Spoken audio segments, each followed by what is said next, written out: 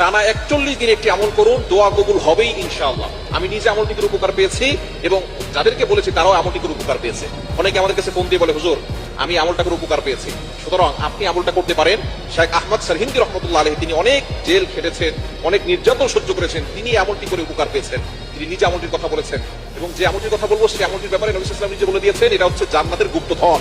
এটা পরে আল্লাহর কাছে দোয়া করলে আল্লাহ তাআলা সেই দোয়াটা কবুল করে। অনেকে আছেন বলেন, হুজুর দোয়া করছি, দোয়া কবুল হচ্ছে না, সন্তান কথা শোনে না, স্বামী কথা শোনে না। অনেকে বলে হুজুর স্ত্রী কথা শোনে না, অনেকের ভিসা হচ্ছে না, অনেকে টেনশনে পড়ে গেছেন, অনেকের বিয়ে হচ্ছে না, বিভিন্ন দুশ্চিন্তা, ঋণের বোঝা, অভাব, সব কিছুর জন্য আপনি একটা আমল করতে পারেন।